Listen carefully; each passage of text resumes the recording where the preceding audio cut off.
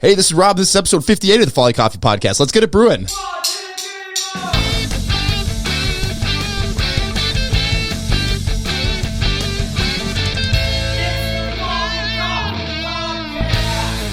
All right. I am here with Ryan Leonard. I have personally known Ryan Leonard since I was in middle school years through my brother. You were friends with my brother growing up, and then we ended up wrestling together in high school. Yep. But Ryan is the co-founder of Revitalyte, and this is the part of the episode, third person, but you're right in front of me. But Ryan's got a really cool story, not only just of founding Revitalyte, but also in a previous business that he started and sold. And so it's a really cool story. Really excited to have you in here. Well, thanks, Rob. Thanks for having me. Shout out Ryan, too. Haven't seen him in a little while, but he's got married last weekend. Dude. Good. Congrats. Yeah. So let's start in your first business, because I love your first business idea and the story. It's like the classic entrepreneurial story of a great idea that works and things start taking off, and then just all these unexpected challenges. So let's start all the way back there, but right before that, at what point did you get the entrepreneurial bug? Is this something you've always known you wanted to be in business with yourself, or what led you to the decision of starting that first business? Man, I think it's always been just kind of in my blood. Like I've always been kind of a creative and an idea guy. Like I've always been forward looking, how can things change? How can things be done better? And I guess for lack of a better term, I'm dumb enough to take the leap. Wait, so this is something I've been wanting to do in more episodes. Yes. I want to do like a hook at the beginning to get people, because I've realized with past episodes, people are like, oh, I didn't know what it was until they started talking about it after it was founded. Good call. So let's talk about Revitalyte. How many stores are you in right now with Revitalyte? Revitalyte, we're just over 1,000 stores across the country at the moment. And how would you describe what Revitalyte is? And we just crossed that threshold. So if you've ever gone down the baby aisle and bought I'll give you a product to hold. Here we go.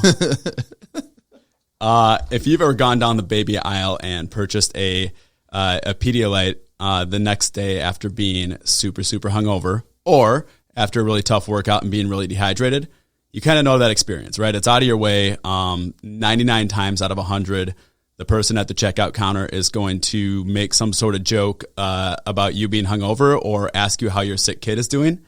And if it's a product that you're buying on a regular basis because it's got awesome, hydration properties to it, it just gets old. Like you're just buying a product that's part of your everyday life. And every time the person makes you stupid for buying it, or makes you feel stupid for buying it. So I kind of looked out there and saw this huge adult market for this product that's in just about the worst distribution channel possible for the adult consumer. And just saw this huge gray area, open space that could be filled by just an adult brand by the exact same formula. The second I heard about your idea, just because I think I saw you post about it on Facebook or something, like way early on, I was like, ah, damn, that makes a lot of sense. And you're like looking around going, how has nobody done this? Because the first time I learned about the Pedialyte solution as like a hydration solution was in college. In football and two-a-days, you'd be sweating profusely to the point where they'd have to give you these disgusting electrolyte solutions, and you have to overly salt all your foods, and you're still cramping up every day. I'm noticing teammates carrying around the bottles, what I thought was like baby formula. Oh yeah, for sure. I'm like, bro, what are you doing? Like, why are you drinking baby formula? He's like, what are you talking about? This is basically just like Gatorade on steroids. And I was like, huh. And so from that moment on, everybody's drinking what I thought was baby formula. And so the second I saw that, I was like, this makes a lot of sense, especially when you think of, so that's the hook. Well, and funny you bring that up is because we have a direct sales program too that we sell to, I think, over 16 college and professional sports teams now directly. So, and so pallet volumes, like you've got that side, and you've got the hangover solution. So you identify these two adult markets that no one's being marketed to in that way. So there's the hook. Over 1,000 stores at this point. That's what the product is. So now people know what they're listening to. Right. That's kind of something I'm going to start doing more of. So let's go back. At what point did you decide to start your first business? So the first business was a frozen pizza company. Now, when you talk about CPG, there's like the two hardest industries possible. Consumer packaged goods, but there's like the two hardest industries possible to start a business in. First one's frozen foods. Second one's beverage. Like I said before, I'm the only person dumb enough to actually do that and do them both. So did you know that going in? Yeah. But I mean, I thought the ideas made too much sense not to do them. So, so the frozen pizza company, I went to the University of Minnesota. And there's a restaurant there, Mesa Pizza, that's got crazy popular flavors, but they're all super funky. So you got like mac and cheese. They've got a tortellini lasagna. They've got a chicken quesadilla pizza. They're all amazing. And the line just wraps around the block at 2 a.m. But I mean, like people outside of people in college love that kind of pizza too. It's fun to eat. It's different. It's not something you find a lot of other places. So a buddy of mine and I, this was like a year out of college, we're like, well, let's start a frozen pizza company that kind of mimics the idea of the restaurant version of Mesa. And what were you doing fresh out of college? So I'm actually still working my day job right now too, but Okay. we just buy and sell chemical raw materials, but essentially it's a logistics company, which actually aids a lot in, having some of that knowledge of how to move things around and how to make, how to work with co-packers, how to make some of that work. So it kind of lend a couple of different skill sets to transfer into the entrepreneurial world as well. So Mesa Pizza, you've got these weird Mesa Pizza, flavors. You're a year out of college with your buddy. Let's do this. The inspiration. So it started both of us in our kitchen making fresh pizza and putting the pasta toppings on it like Mesa did, and just freezing them and then recooking them to see if it would work. And this was never going to be the production way. These pizzas were never ending up in a store. It was just seeing like, can you freeze all this stuff together and then recook it, and does it taste good? And it tasted fine. It tasted pretty damn good. It's like you're way ahead of the curve now. You're seeing frozen pizza now with COVID and everything that people are trying to figure a takeout solution. I just saw Ann Kim, of all people, do a frozen pizza. Like, if Chef Ann Kim's doing frozen pizza, we were just a little bit ahead of the curve on that one. So then it was time to be like, all right, so you got this idea. You've got pretty much the lineup of products that you want to make, but like, how are we going to get this to market? Because like manufacturing frozen pizza at scale it's not an easy task. And without raising a ton of money, like there's no other way to do it besides working with the co-packers. So my buddy and I spent, 3, 4, 5 months cold calling different frozen pizza manufacturers in the Midwest and just being like, hey, do you guys have capacity? Are you able to work with pasta, like frozen pasta? Is this something you can do? And I mean, we probably talked to 50 of them. 49 of them definitely said no right away, and one of them said maybe. So when you're going to co-packers, and just to clarify for anyone listening who might not know, a co-packer is basically someone that manufactures a product or a good for you. When you're going to a co-packer, do you have like the business plan laid out? This is our strategy. This is our go-to-market strategy. This is our product fit. Or are you just trying to find someone that can make it? So we were right out of college. This one was literally just cold calling the co-packers and kind of pitching them on the idea, on the flavors, on the concepts.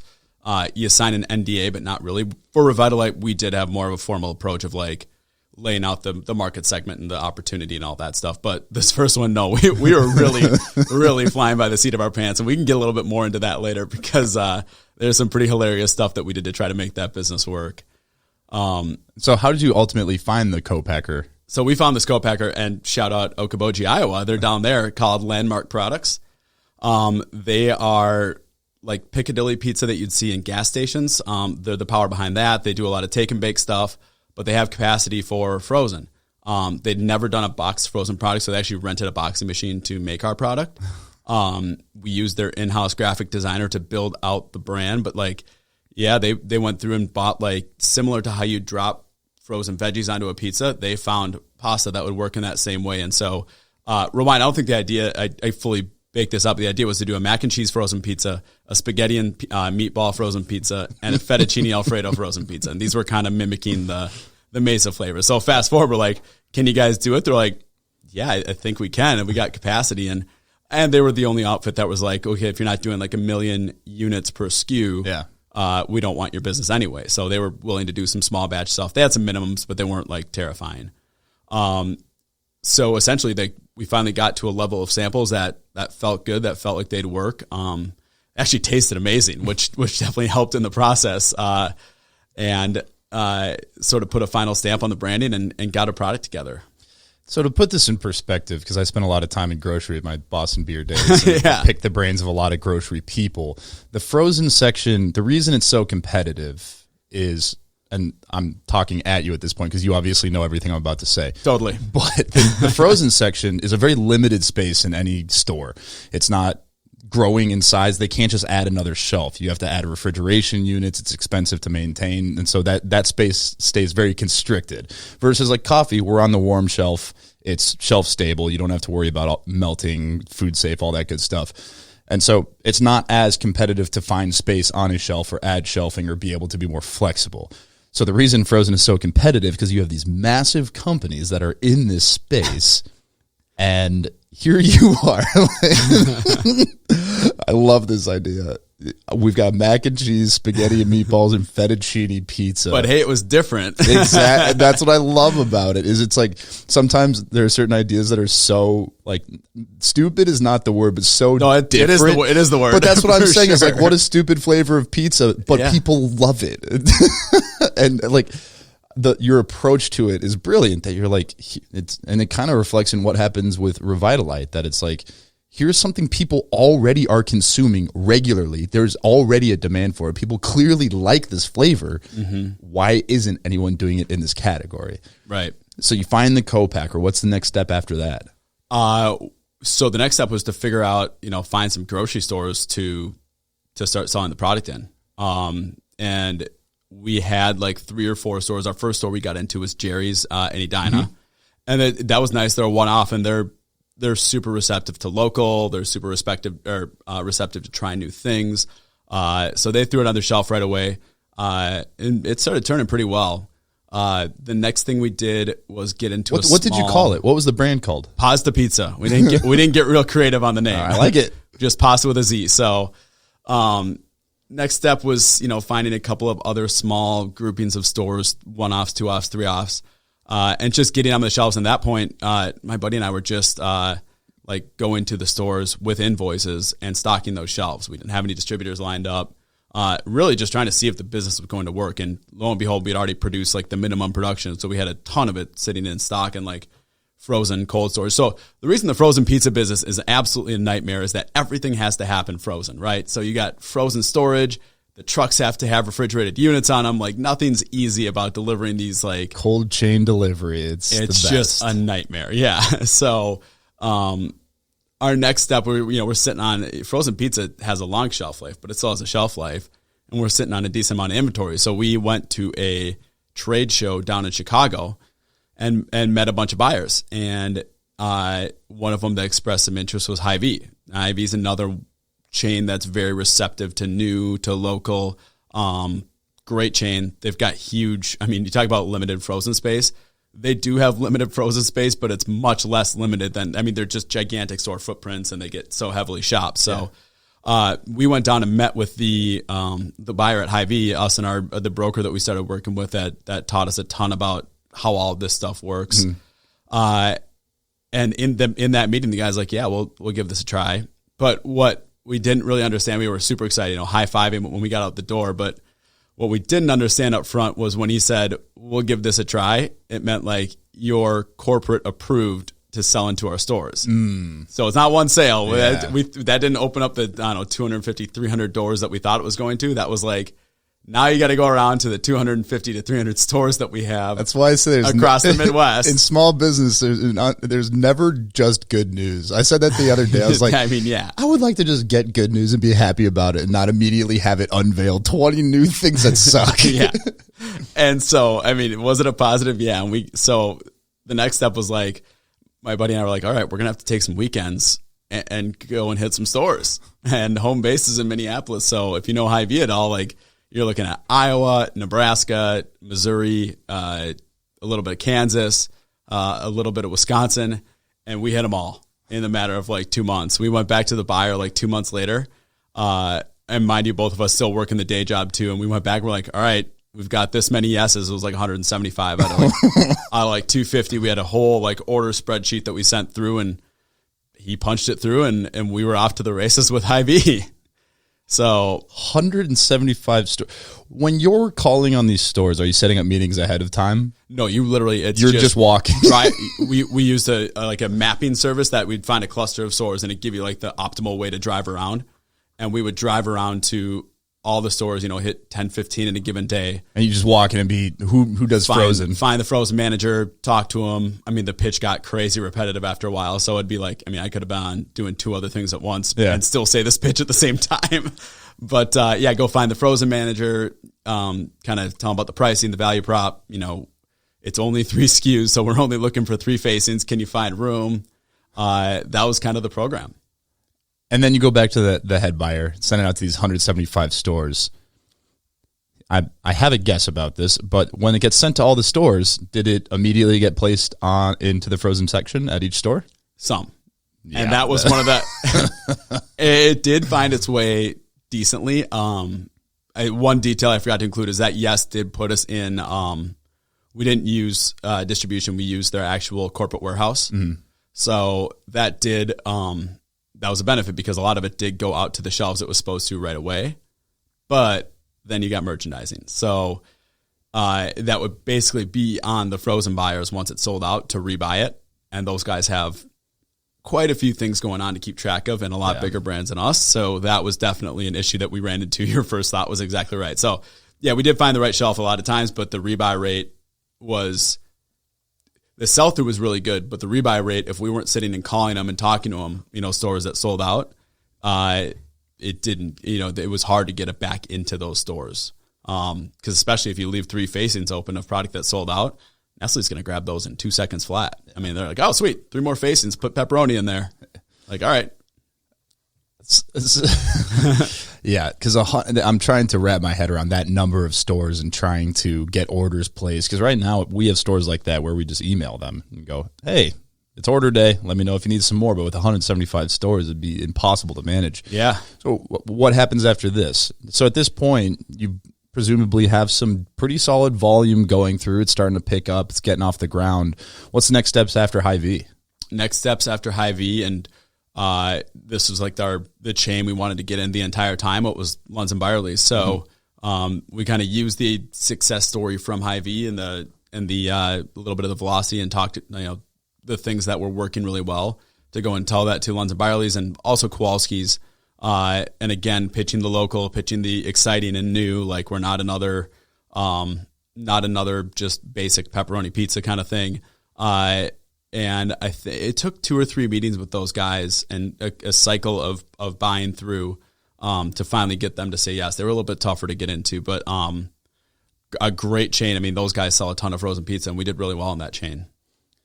And explain to me what a pitch meeting would be like, because for me, I can brew some coffee at home, put it in a Stanley thermos. I joke that I've got this this is a newer Stanley thermos that's sitting over here, but I've got this one that's like legit from the 80s that my parents had and I just took out of their closet. And I was like, Folly was built out of this 1980 Stanley thermos. So I'd brew some coffee at home. So I'd have samples in a meeting to be able to tell the story. This is our coffee, and then also get them to taste it in the meeting. And then they go, oh, this is different. Everything you're saying is now validated, hopefully. Yeah. And how do you do this with frozen pizza? Okay, so because you can't just make it at home and bring it in, and because it wouldn't be hot or fresh and no, exactly. So you bringing that up made me remember a really funny story about that trade show where we met the Hy-Vee buyer, and then we'll get back to that. So the way that we set up for that trade show, and this is just another logistical nightmare, was we had to get our product down to. It was in Chicago, down to Chicago, and still have it be frozen. So my buddy and I built we bought insulation, like insulated walls at Home Depot, and duct taped it all together into basically a box freezer in the back of his flatbed, in the back of his truck, and put a bunch of dry ice in there and about 150 frozen pizzas. And they stayed frozen the entire... There was even some dry ice left when we got to Chicago, so maybe we should be engineers too. It was amazing. Well, so sorry for the interjection there, but it was that brings up another good point. So it's being made in Okoboji, Iowa, which is 3 hours away from here, in just outside Minneapolis. Are you going down to pick it up? Are they delivering it to you? How are you getting the pizzas? Where are they being stored? Or well, and this is where the skill set from the day job came in handy. The logistics of this. It's a nightmare. This is where the skill set from the day job came in handy because we know how to book trucks. So we'd book a truck with the refrigerated unit on it, which of course costs extra. And it would take the pizza frozen from Okoboji up to the warehouse in Minneapolis that we used for for cold storage. Triangle Warehouse, they're in Northeast. Awesome outfit. They were super supportive. But yeah, so we'd go in there and pick the pizzas up and load them into this back of this like literally duct tape like insulation wall cooler. So that's then when you started to all the way down to Chicago, and then we had to use it for a little bit for deliveries as well. So it worked. It wasn't pretty. We didn't have any branding on the outside. Yeah, you're not pumping the brand out on the side of the. We didn't want people to see like our brand logo and then just a bunch of duct tape on like some insulated walls. And this is like when I pull up into the back of any grocery store, depending on which vehicle I'm driving that day, just like in the RAV4 next to like these massive freighters. And just like, hey, you can't park here. I was like, I'm delivering. They're like, oh, I guess you technically can park here. All right. I guess you have to. Yeah. And so you get into Lunds and Byerly's. Oh yeah. So back to the other logistical nightmares, meeting with these buyers, right? Trying to sample someone in a buying meeting. So you're never going to bring pizzas to a meeting already cooked, right? You said they're not fresh. So we had this big husky like cooler on wheels. Like, I mean, the thing was like 6 feet across and pretty tall. So we'd bring a frozen pizza or a pizza oven. We'd bring frozen pizzas. We'd bring all the, cutting utensils, all that stuff, and all our sell sheets, and go in and, sit down with the buyer, plug the pizza oven in, and just start making frozen pizza sitting in there in the meeting. So you're sitting there like doing the sales pitch going, oh, all right, okay, 3 minutes left on the pizza. I got to sell for 3 more minutes. And then you're sitting there talking and making them pitch and still trying to cut pizza at the same time. And I still cannot believe any of that stuff actually happened. And are you sampling in stores as well? Yeah, we did a bunch of in-store sampling. Did you do quite a few? Did you do those yourself, or did you kind of leave that up to the stores that you worked with on their team? So with Kowalski's and Lunds and Byerly's, since they were in our backyard, we did all those ourselves. Had to save on costs. They're not cheap to set those up. No. And then with the Hy-Vee chain, we did find some third-party companies that we took advantage of for a bit. And so you had little pizza ovens that you could... Yeah.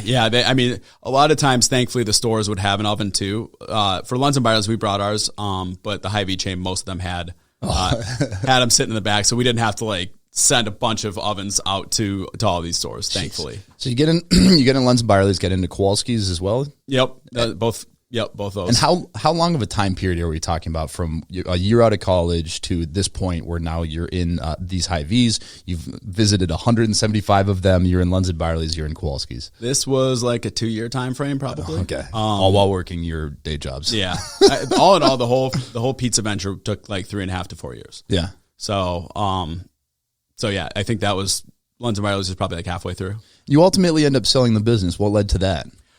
So really, really funny story. One of the companies that we called to make the pizza for us early on was Bernatello's, because they're in Minnesota and they make awesome pizza. Lots of Matza is one of their big brands, and they're incredibly good.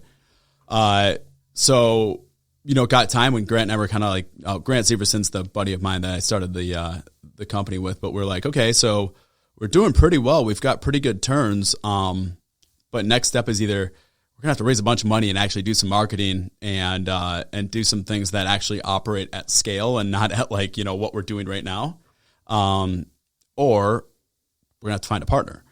So I had a conversation with with the owner of Bernatello's early on, Dave Ramsey, awesome guy, and he just loved the idea, and he's a guy that you could sit and talk to all day long. He's got a cool history. He's one of the guys, even though he owns the company, he'll get in a truck and drive an order if there's a driver that's homesick. Mm-hmm. He's that guy, right? He's in the warehouse. He's doing everything.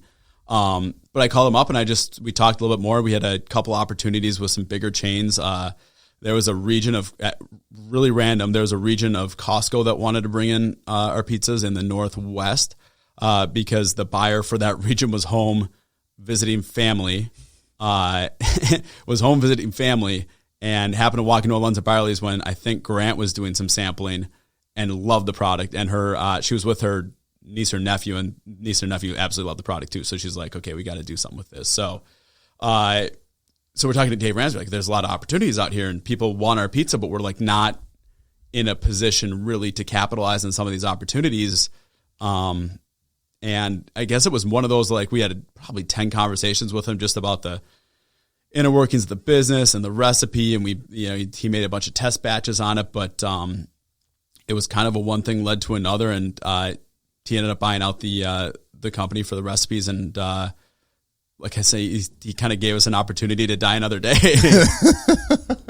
Yeah, and that's the difficulty of having a unique product is there's so many food bev businesses that if you have a simple product, it's easy to grow because you just find a new, larger co-packer and you can move forward and it's easy. But when you have something where you're going to co-packers saying, can you put cooked and then frozen fresh pasta on these pizzas, most of them are just say it's not worth our time. Right. So like unless you've got these like orders or you have the funds to say we're going to throw money at you until you do it. It's just like every small business seems to get in this position when you're making food is like, how do we get to that next step? Yep.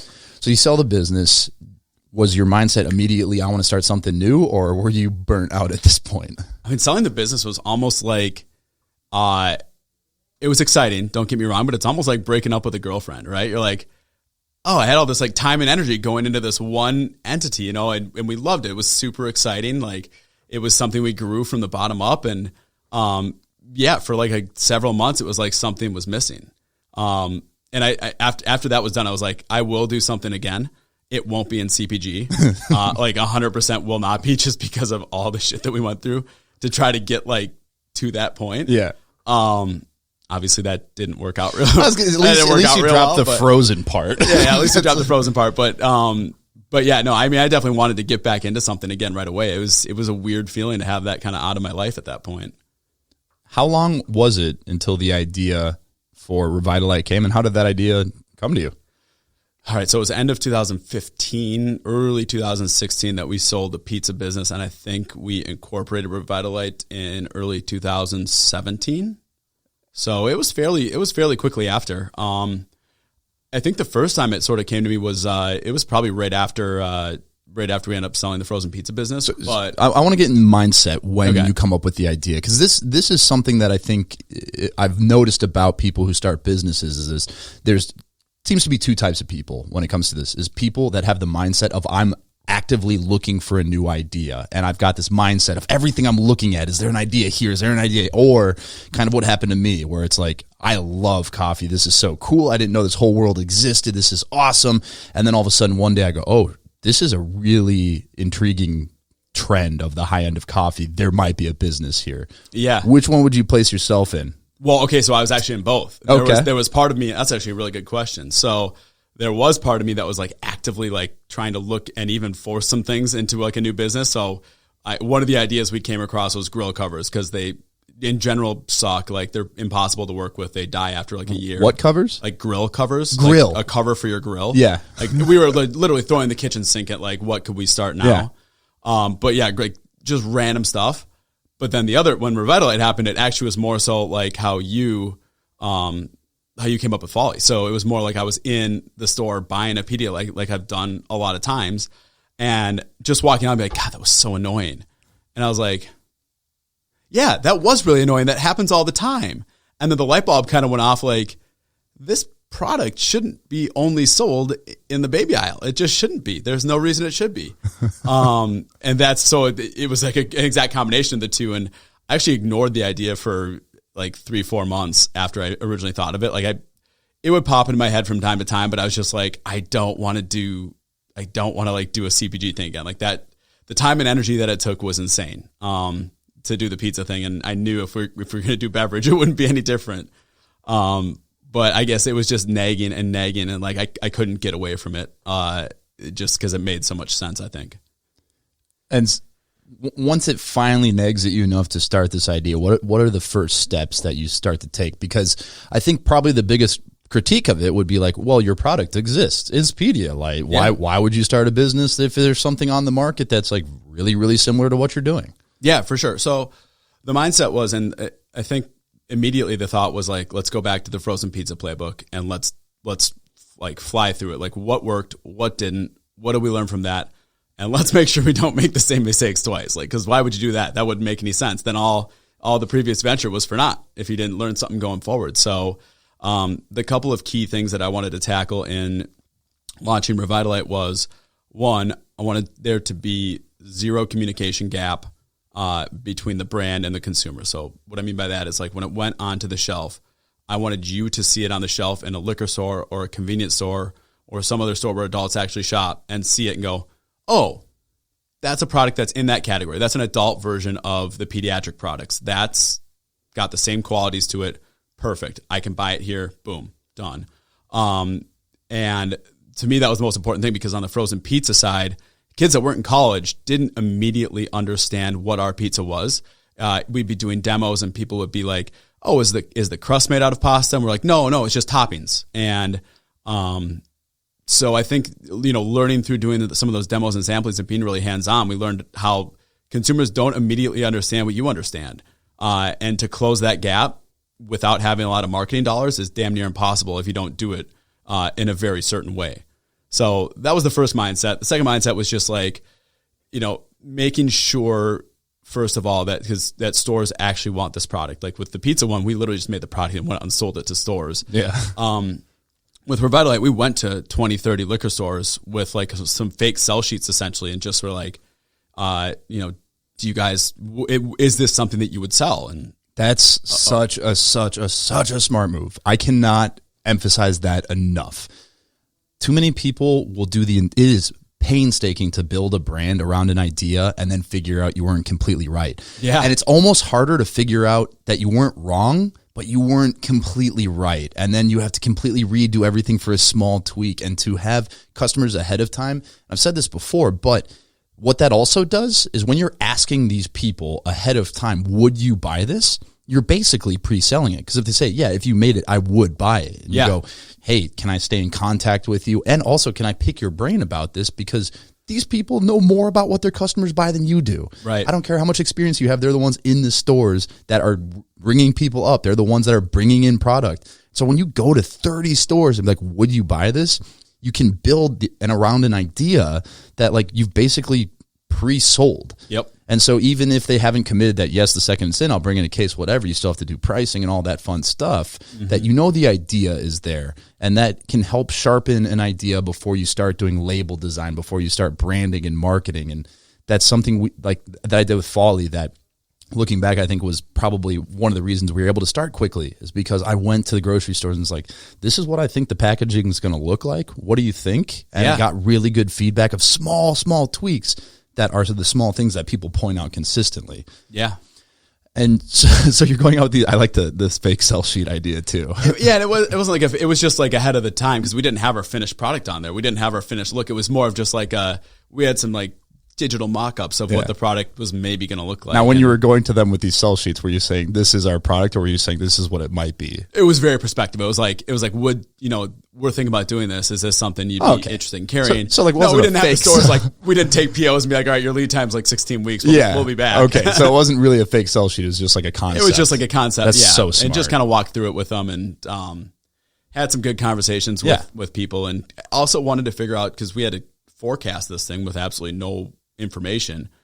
So figure out like how their NA section actually turns, and what can we expect to see in terms of sell through. So just trying to learn some basic things about how to run a beverage company, because it's a whole different animal. And so you're going around getting the approval, or just, this is a good idea that we'd be interested in this type of product. Where do you go from there? So from there, we had to figure out, like, once again, how to make the product. But this one unfortunately had like one option. With the pizza one, we had, 40, 50 different manufacturers we could call on and try to find one. And we had a lot of chances at life here. And with this one, because of the strict philosophy of not going to market with a product that didn't look like its category, there's one manufacturer out there that makes the white label, like, store brand product that you'd buy at like a CVS or Target. So the generic or the knockoff of Pedialyte.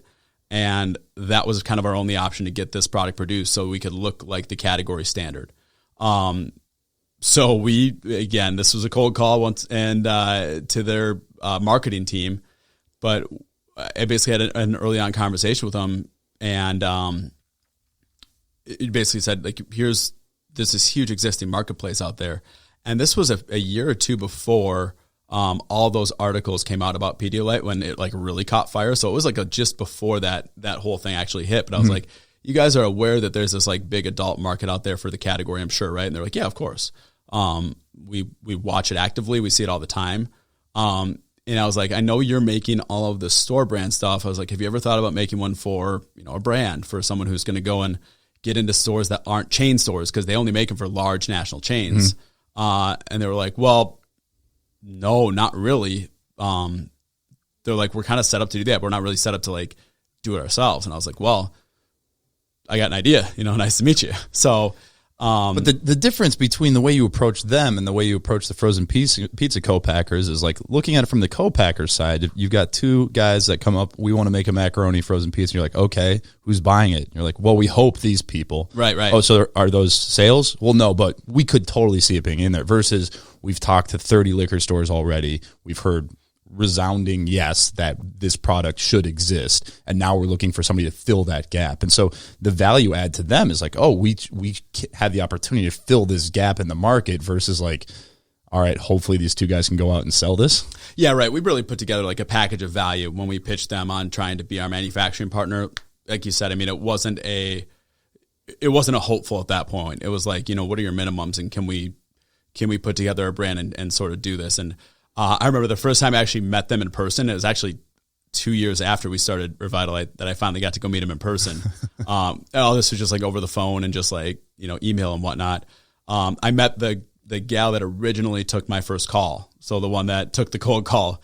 And she was like, I hated the fact that I had to talk to you because my immediate reaction after we hung up was, oh shit, we're going to have to do this. Like this idea is actually a good idea. And this actually makes a lot of sense. And I was like, I love that. That's so cool that you, because she gave us, she's the only reason that we got to this point is she gave us the initial opportunity to take what they had created in a product and put her own brand in it and work together to create kind of a marketplace for it. And explain to me the difference between, most people when they're doing sports or sweating a lot or hungover, they are drinking Gatorade. Yeah. So what would be the big difference between what you're doing and a Gatorade? Yeah. So, I mean, Gatorade's still a halfway decent product for sports. I mean, I credit where credit's due. I mean, if you're going to sweat and work out really, really hard for like over an hour and a half, all the sugar that they put in Gatorade's good for your body. And that's what it was originally made for. What Gatorade's done a really good job of is making their thirst quencher of a product. If you look at their marketing stuff, nothing talks about hydration. It's all about thirst quencher. And what they've done a really good job is making that sound synonymous with hydration. And people just take that as Bible and go forward. So what the big difference between our product and their product is, well, they're kind of full of these quick carbs and a little bit of electrolytes to fuel you while you're in activity. Our product's great for recovery and rehydration. So its only purpose is to get water back into your system as quickly as possible. And it's really the next fastest path to rehydration outside of like an IV. So that's why it works really well for hangovers, because I don't know about you, but I rarely work out for an hour and a half when I'm super hungover. So when you say, this might be a stupid question, but electrolytes is a term that's used all the time. But what exactly is an electrolyte that's different hydration than if I were to just have a glass of water? So this is a blend of like salt, potassium, zinc, and chloride, which is, and it's balanced with a certain level of sugar that really takes your cells and makes them pull water into your system. So it's really like, what they do is they just hold water's hand and get them back into your body quickly.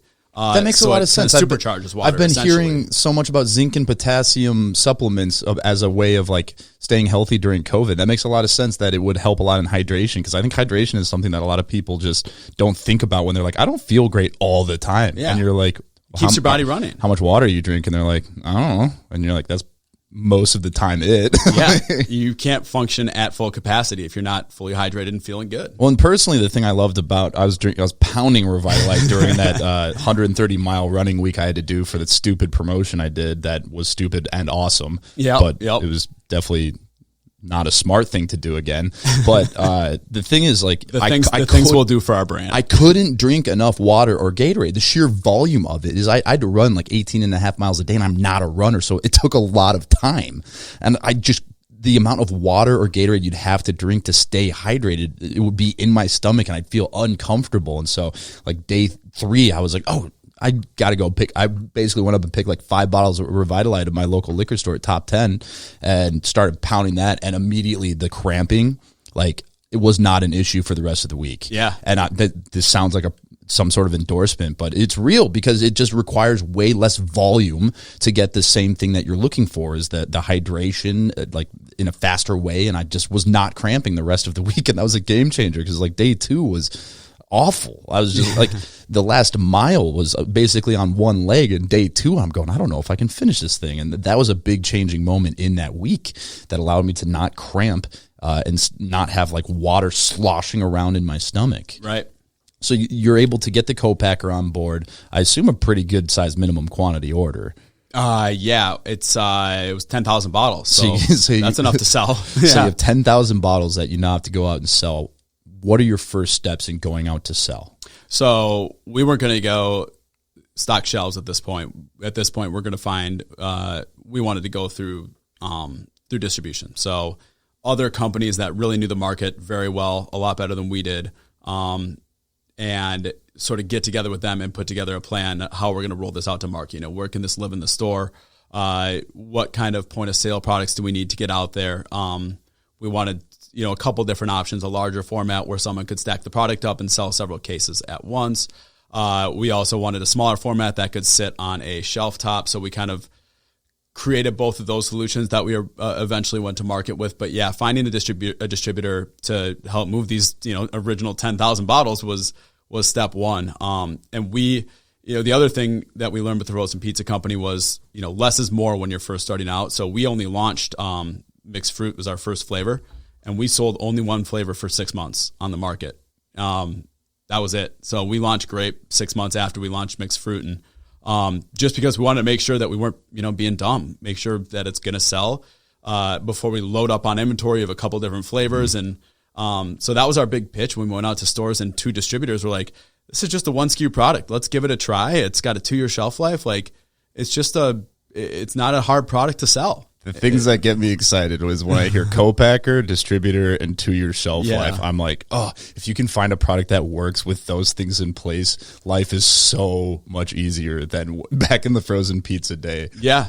Oh, and I completely forgot about this, but credit to you. We met up right before we pitched our first distributor, Capital Beverage. Yeah. At the Muni in Wayzata. Yep. Remember that? So yeah, you talked a lot about your days at, it was Boston Beer, right? Yeah. Yeah, Boston Beer. And we took all the advice on how to like make them more fun, bring them food, basically bribe the hell out of the sales guys to like you. We did all that stuff and it worked. They brought it in. They were super excited. We spent so much money on burgers and coffee that morning. Here's a little secret. If anybody wants to work with a distributor, you not only have to convince the head person, but you also have to get the sales team on board. And as much as it probably shouldn't be, a huge part of your success in a brand is if they like you. And most people do not take this into factor when they're presenting their product. They show up in a tie and they go, this is my product. Here's the value add in the market. This is going to change. I'm telling you, these distributor sales reps hear these pitches over and over and over and over. So if you come in with something really fun, and like I would get dressed up for every seasonal beer launch, I would get dressed up in a different costume. My one for winter lager just popped up on my feed as a Facebook memory, and I dressed up as the dude from Game of Thrones. I don't even watch Game of Thrones, but I was awesome. Like, I have a beard. This makes sense. Winter lager is coming. And it's these types of things that people go, God, they go, this guy's an idiot, but that was fun. And I had fun in a meeting. I like this person. I like this brand. I'll go out and push it. That on top of like, he's getting me food, so I'll do him a solid. Yeah. Food's the way to sales guys' hearts. The share of mind in a sales rep's brain is so important that if they're thinking about a suggestion, if you can just get them to say, oh, by the way, we have this new product. Are you interested? That's as much as you will probably get as a small business is someone to say, oh, by the way, we have this Revitalyte. It's like a hangover cure. Like, would you want it? Maybe do 5 cases. They have a display. So it's like you gave them the 5-case display that they can put on the floor. So you've solved the solution of shelf space. You've got a new product and you've made them like you, that they'll say the thing as they go out. How did you launch with the distributor after this first meeting goes well and you're buying everybody food? And then we took another chapter out of the pizza playbook and we hit stores and we hit a lot of stores. I mean, I spent the summer, we launched in April of 2018. I spent every day that summer, like over lunch, driving around to stores. So I drive around to, 10 stores every day for lunch, talk to them about the product, get them excited, get them interested. Actually in between, so I talked before about how we have the wholesale side of the business where we sell to college and pro sports teams.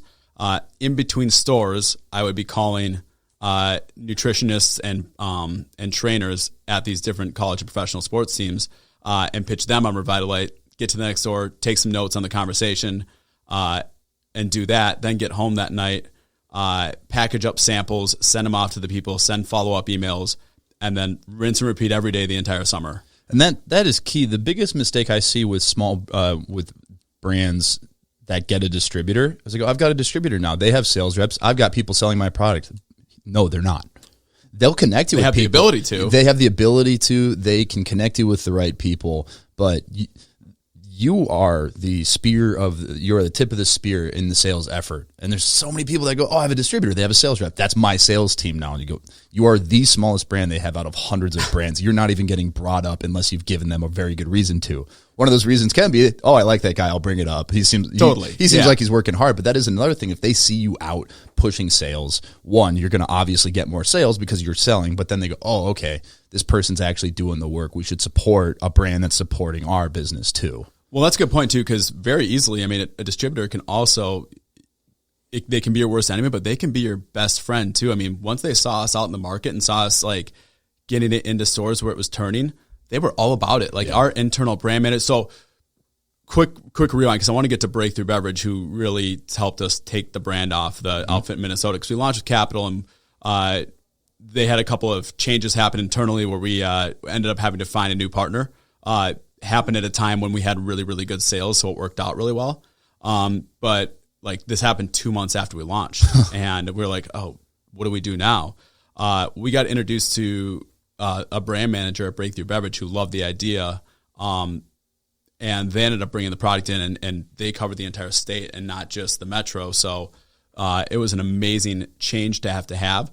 But like I was saying, a distributor can be your best friend or your worst enemy. I mean, they were amazing. They saw what we were doing in the market, and all the sales reps got behind it. Our brand manager would sit and put incentives for the salespeople on it and just, do that just to help the brand go forward. It didn't really get charged back to us. I mean, he was just an amazing guy to work with. And so that outfit really gave us the chance to go from like the start to level A, like the next level, not immediately, not to the final level, but to the next level where we're really starting to make some progress. Yeah. And they'll get on board if you prove it. And so I literally just had a distributor, because this will be the first time I say this, but we're launching with market distributing in January. And, awesome. And the number one thing that they say, or in the conversation we had, is every new brand that comes to them goes, I have the new thing that's going to set the world on fire. And they're like, all right, show me.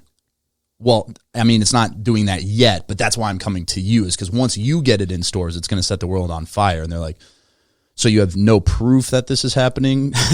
You're telling me I now have more work to make your business grow. Yes, they do make money when it sells, but right. You're essentially placing the risk that's not going to work on them, that there's a shelf space that they probably could have placed another product. And so looking at what you did with hindsight is like, you went out, sold it, it started selling well, and then once you're out there selling it, getting to the places that it sells well, they go, oh, this is selling well, we should go sell it too. Yeah. Because here's the other thing too about going out and selling yourself, is when you're a distributor, especially a distributor rep, and especially when you're incentivized, distributor reps, the second they hear an incentive, they immediately in their head go, okay, I need 10 placements. Here's the 10 places I have a really good relationship with. Yes, they do. And I'll get my placement, get my payment, and chill. Because if all I need is 10 placements, I will get 10 placements. I will not get 11 placements.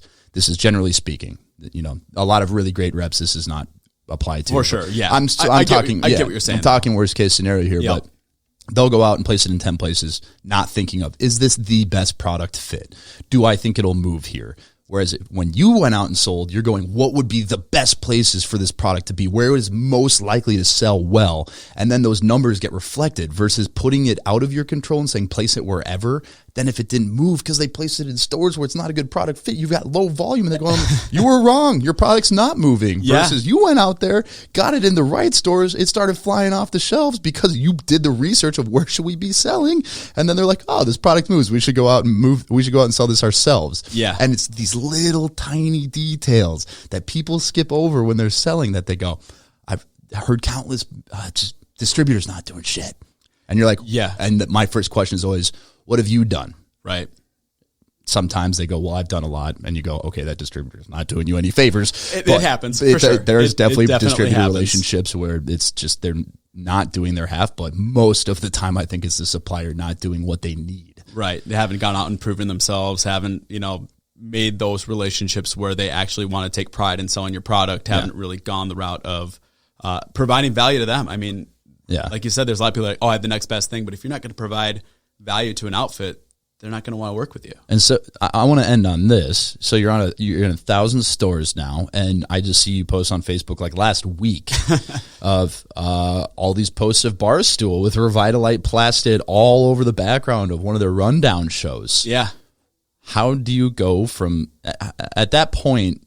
So last year, 2019, how many stores are you in? How many states? At the end of 2019, we were in 4 stores and about 600 or 700 stores at that point. 4 states and 600 stores. Did I say 4 stores? Yeah. 4 states and 600 or 700 stores at that point. Yeah. Someone out there is like, we went from 4 to 1,000. No. Sorry. Yep. 600 stores over 4 states. And yep. You're now at 1,000 over how many states? Well, 1,000 we just launched in a bunch of new states, but in like 12 states right now that just got activated. So you're now in 12 plus states, 600 plus points or 1,000 plus points of distribution and featured on Barstool. Can you please fill me in on what the hell happened in the last year to go in between those 2 points? So we got lucky enough toward the end of last year to get introduced to Barstool Sports head of licensing, who's an awesome guy. And we had a great conversation with him on the brand, how our target market basically overlaps with their target market 1 for 1. You get the work hard, play hard scene. You got the people who are going to go out on Thursday night and still wake up Friday morning and go kick ass in the office. You've got what we call the unprofessional athletes that go out and play, be heroes on their beer league softball team, weekend bring a case of warriors. beer. Yeah, the weekend warriors bring a case of beer and a Revitalyte to make sure you're still standing upright in the 9th inning. We had an awesome conversation about that, and he's like, all right, so how far are you guys along? I kind of filled him in on the progress. He's like, that's an amazing story. Sounds like you've got to just kind of fill in a couple of blanks before we can work together. And that was really the next challenge that we came across, because we had a product that was selling. We had a product that we could roll out to different markets, but it's like, how do we operate now from being like kind of at scale to actually being at scale? So from there, I went and talked with a good friend of mine who from college, who works for a company that owns a roll-up of craft breweries called Canarchy. So Canarchy is like a private equity-backed company. They have amazing brands under their portfolio. So they've got Oscar Blues, which is Dale's Pale Ale, one of the first national IPAs out there. They've got Cigar City, which highlights probably one of the most popular national craft IPAs out there. The High-Lie. The High-Lie is just awesome. So I went and met with those guys and just talked to them about Revitalyte as a brand, talked to them about this opportunity that was on the horizon to potentially work with Barstool Sports. Now, mind you, that wasn't inked yet. That wasn't done. But it was, there was a good opportunity there to actually do it. So they saw the value in potentially using their network and using their operations, which are already at scale, to put Revitalyte into their portfolio. And the big advantage with them is now, instead of just having me and a couple guys that are on our team be our sales guys, they've got 120 sales reps across the country, in addition to operations. So now we have a bunch of advocates that would be on our side to work on Revitalyte as well. So next step with them was just give them a couple pallets of product, have them put it through the network, and just sell it in some stores. See if it works operationally. Can we throw a few pallets in the back of a beer truck to fill orders? Can we do this and that? And the market test went really, really well. They put it in some of their better stores just to see if people would, without marketing, go and pick it up off the register or pick it up off a display. Thankfully, they did. We did a couple tests, like up in some ski towns in the mountain. They're based out of Longmont, Colorado, so that's right in their backyard. We had a couple stores in Denver give it a try, so a few different target markets. And the takeaway at the end of it was, this product can sell on its own. So that kind of killed the risk of them rolling it out. And then if the Barstool thing didn't really happen, like, we just are stuck with a product to sell. So he's like, I think it'll work regardless. But, the Barstool thing would really put gas on the fire. So after we kind of got all the logistics and all the, put all our ducks in a row with Canarchy, we went back to Barstool and said, hey, we haven't talked in 4 or 5 months, but here's what we've been up to, and kind of rolled out this really cool presentation about, here's now the brand, here's now our operations, here's the scale that we put together. Now we're ready to work together with a company of your caliber, which in my opinion, they're one of the biggest, marketing machines in the United States today. and sort of put this like cool idea together of how we could work together in more of a capacity than just being ad partners. So they got super excited about it. Like they're like, wow, this is a ton of progress and this is really cool. And ended up signing that deal with them. And like I said, we wanted to do more than just advertise with them. So keep your eye out in the future. We'll be announcing a pretty cool licensing deal that we're going to be doing over the course of next year. So you don't have to say dollar amounts, but in terms of the cost of a partnership like this with a national, international brand like their own, was this a stretch to do, or how were you finding where was the money for that type of deal coming from? I mean, it's definitely an investment, but what we talked about on the backside was that I don't think there's they have a history of doing great things with brands. Yeah. They've done it with like New Amsterdam with that Pink Whitney product that they did. They've done it with High Noon. They're doing it right now with a company called Owens Mixers. So kind of said, if we're going to spend marketing dollars, like let's spend it in a spot that's like as close to a guaranteed result as you can possibly get. So these are marketing dollars being generated by sales. Yeah. Okay. Definitely. That's kind of what I was getting at. I mean, we're definitely making a little bit of an upfront investment, but the increase in velocity and the increase in exposure that's super is paying smart for itself as we grow. Well, it's super smart though, because I worry when I see because my gut instinct when I saw that, I was like, oh my gosh, I hope that's not too much of a stretch, because so many times you see a business, they think that they can just make a gamble move, or they go, this is gonna it's gonna be overnight success. They want to find the marketing move that, hey, if we spend this X amount of money, this will put us through the top, and it's money that they don't have to spend. So right, or they overstretch themselves. So being able to spend something like that, obviously you've got a lot of stores generating revenue, so it's exciting to see. I'm excited to see the launch of the new product, and it'll be really interesting to see. But man, what a great simple. And here's the funny thing is, like, it's a fairly simple idea. Oh, it's super simple. But the amount beyond of simple, the work you've put in, and like the back-breaking effort to do this, all while working another job, by the way. And another beautiful thing about having a co-packer and a distributor is all those things are off the plate. But doing some stuff third party, but for sure. Going out and selling, seeing an opportunity, and getting ahead of everybody. And even when you find partners that you could potentially relax and be like, okay, we have distributors. Hey, we've got some momentum. We're going to do this. But to continue to be the tip of the spear of sales is like, so many times people want to, how'd you get in these stores? I was like, I just asked. Like, I had an idea. Yeah. I see what they're selling, and I asked, and I showed them, hey, I think this could work. Here's why. And I walked in the store, and I did the same thing. So I think a lot of people go, oh, it must be the distributor, or it must be this. And it's like, you went to 175 stores over weekends in 2 months. Yeah. Like, it's going to take eventually. Some effort, yeah, for the frozen worth pizza. It, but it was some effort. But that type of work is just like, if you've got a product that even remotely works, it's going to get out there. Yep. And unfortunately, there's no other way to do it. I mean, that's it. It's unfortunate, but in the same way I look at it, it's like, it's kind of fortunate too, because if there was an easier way to do it, people with more resources could do that. Very true. But when you're like, hey, if I just hit more places and pitch this to more people, I will be in more places. It's like, all right, I like simple things that just require a lot of hard work. Because like you're definitely down. I'm down to just do a bunch of really hard work, and not a lot of people are. Yeah, absolutely. I'm kind of learning that like not a lot of people want to get to the distributor, be like, hey, I've got some decent sales. You have 600 points of distribution in the state. Get me out there. And they're like, huh? Like, no, we're basically fulfilling orders for you until you tell us otherwise. For sure. But awesome. I can't wait to see what happens. This will be coming out in like late November, so even by then we might have some news. We can tag that onto this episode. But yeah, I think we'll probably have a couple more states opening up, and then look for the launch of our licensed product with Barstool. It'll be early next year, so sick. It's going to be pretty exciting. Thanks for coming in, and I'll end it like I do every other episode and say have a nice day.